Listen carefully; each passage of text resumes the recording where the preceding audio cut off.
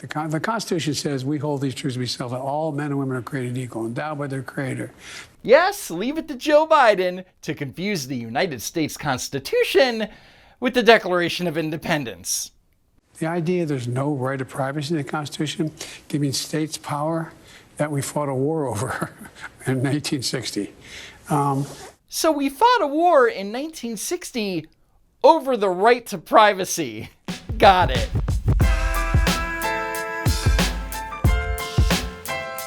This is Joe Biden, the President of the United States.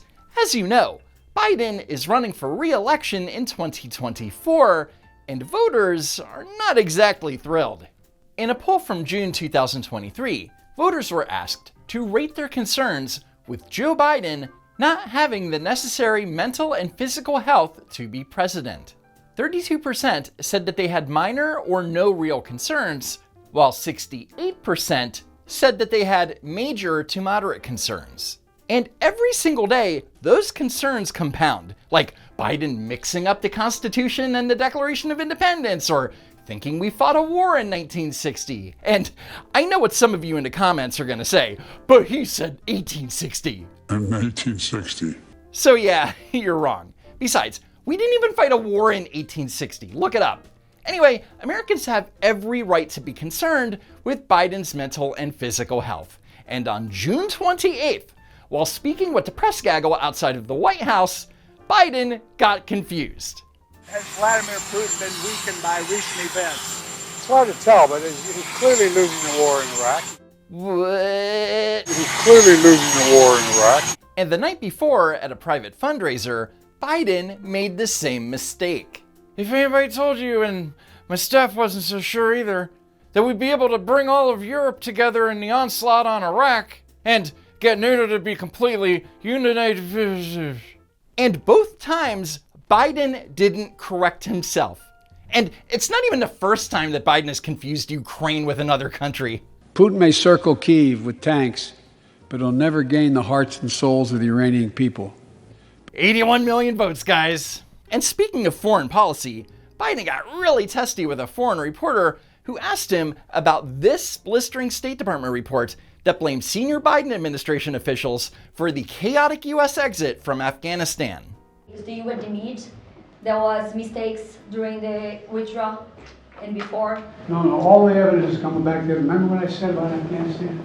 Yeah, and I remember you saying, quote, the likelihood there's going to be the Taliban overrunning everything and owning the whole country is highly unlikely, but please continue. I said Al-Qaeda would not be there. I said it wouldn't be there. I said we'd get help from the Taliban. I said we'd get help from the Taliban. What the f is that supposed to mean? I don't know who's running the country, but it sure as f isn't Joe Biden. And according to the United Nations Security Council, Al-Qaeda is in Afghanistan and has been interacting with the Taliban, supporting the regime and protecting senior Taliban figures. What's happening now? What's going on? Read your press. I was right. Thanks. In other words, Biden will never take responsibility for the single worst foreign policy disaster in American history, and no one in his administration will be fired because Biden was right. Instead, Biden's gonna look at his watch and pray that the news cycle blows over. Next, Joe Biden hit the road and gave a speech about his economic vision. I knew we couldn't go back to the same failed policies when I ran.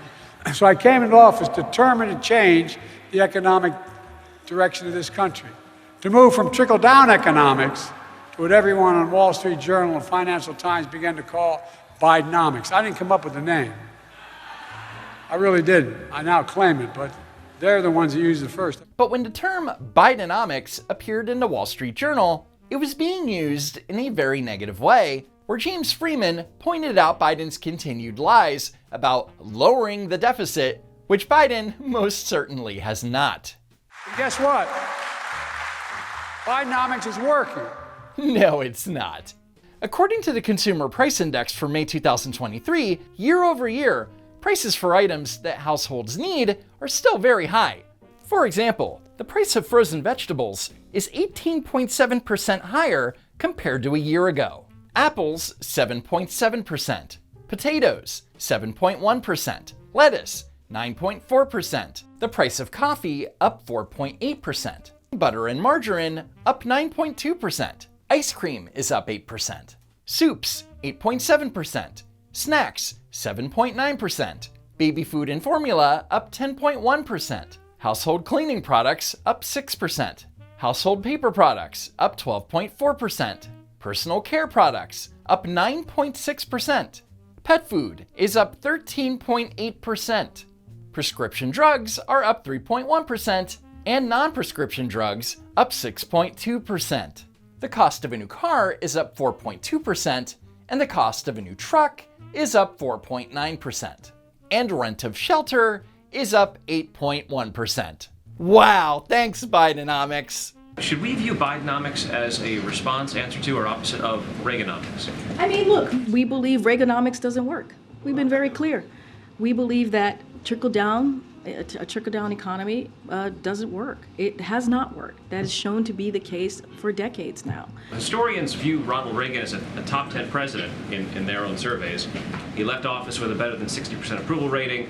It's argued, you don't have to agree, I'm sure the president doesn't, but many people believe that Ronald Reagan's record, his economic record, propelled the country to prosperity, born in America, late 1980s growth, propelling it for growth of the 1990s. What's your response to the What idea I will say, and we've been very careful, trickle-down economics does not work. It just does not work. So Karina's saying Reaganomics doesn't work because we say it doesn't work. But thanks to Bidenomics, companies across the country are preparing for an economic downturn and have been laying off employees left and right. For example, Amazon has cut 27,000 jobs. Alphabet cut 12,000 jobs. Dell cut 6,600 jobs. Disney cut 7,000 jobs. IBM, 3,900 jobs. Meta, the company that owns Facebook and Instagram, cut 10,000 jobs. Zoom, 1,300 jobs. PayPal, 2,000 jobs. FedEx, 12,000 jobs. Accenture cut 19,000 jobs. 3M, 6,000 jobs. Morgan Stanley, 3,000 jobs. And KPMG just cut nearly 2,000 jobs. But Biden ignores the impending recession and claims that workers have never been happier. Job satisfaction, based on every poll, is at a 36-year high. More people are satisfied with their jobs than any time in 36 years. Biden is referring to a study conducted by the Conference Board, which surveyed a whopping 1,680 workers. And considering that there are more than 130 million full-time workers in the United States, that's a very, very small sample size.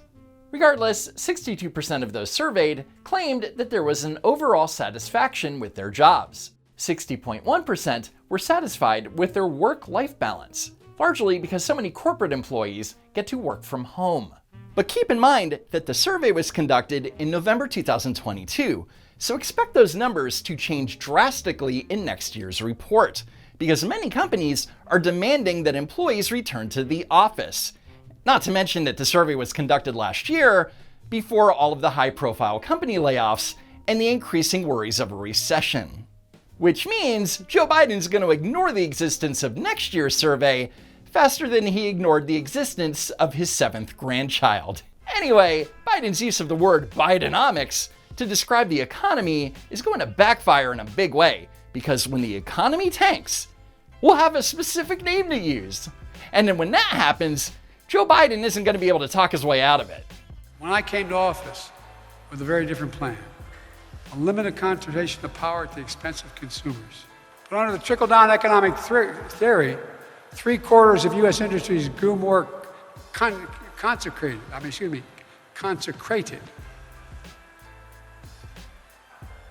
Anyway, that's it for now. Follow me on Twitter at Don'tWalkRun. Be sure that you're still subscribed to the channel. And as always, thanks for tuning in, and I hope to see you next time. If there is a next time.